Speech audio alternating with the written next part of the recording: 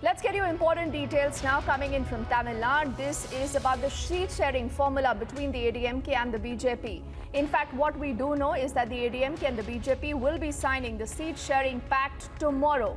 The BJP is likely to get about 25 seats. Apurva reporting on that story. But Apurva, is this a number that the BJP is happy with, considering that they were looking for about 33 seats? What we are learning right now is with the ongoing talks that are going on, definitely it will be interesting to see what will be the special number that the BJP will be allotted.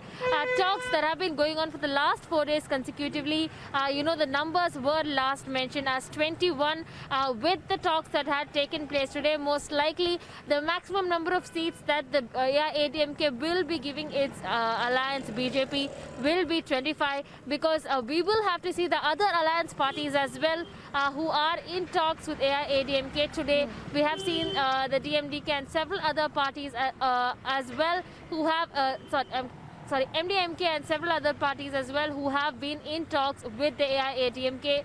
Regarding this, Tamil Nadu Congress Party has also been in talks with the AIADMK. Given that this is the situation, earlier the BJP had expected to land 40 seats from the AIADMK coalition.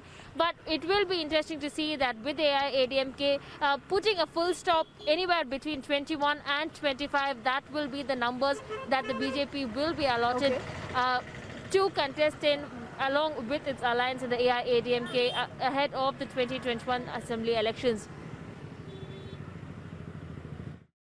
All right, and which side would Sasikala go, Apurva? That's also a question, but we are watching all developments on that story for the moment. Thank you.